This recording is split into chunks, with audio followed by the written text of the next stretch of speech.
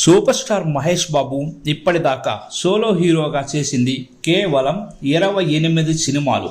వాటిలో ఒక్క రీమేక్ లేదు, మల్టీ స్టారర్స్లో నటించలేదు, ఒక పాన్ ఇండియా మూవీ రాలేదు. అయినా ఒక్కడు, పోకిరి లాంటి రికార్డులు తిరగరాసిన ఇండస్ట్రీ హిట్లు కూడా ఉన్నాయి.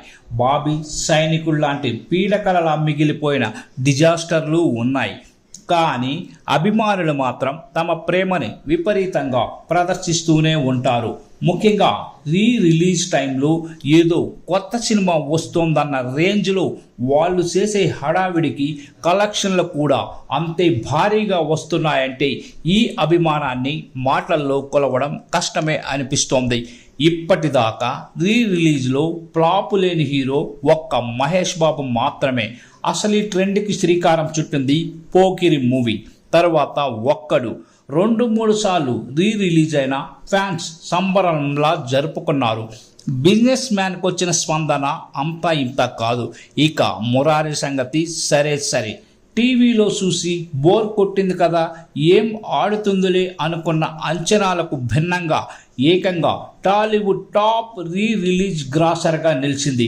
తాజాగా సీతమ్మ వాకిట్లో చిరుమల చెట్టుకొస్తున్న రెస్పాన్స్ అంతా ఇంత కాదు.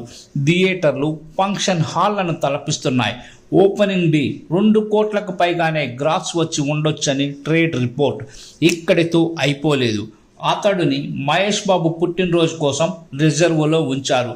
దీనికొచ్చే వసూళ్లు ఊహించడం కష్టమేనని బయ్యర్లు అప్పుడే ఓ రేంజ్ అంచనాలు పెట్టేసుకుంటున్నారు. మేలో అతిథిని దింపబోతున్నారు.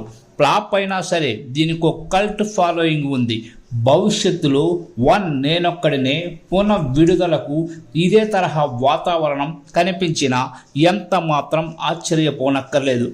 రాజమౌళితో చేస్తున్న SSMB 29 వచ్చేలోగా రాజకుమారుడు, టక్కరి దొంగ, యువరాజు, నిజం లాంటివి ఓ రౌండ్ థియేటర్ రన్ పూర్తి చేసుకుంటాయి. నిజంగానే మహేష్ మీద ఇంత ప్రేమ ఏంటో అనిపిస్తోంది కదూ.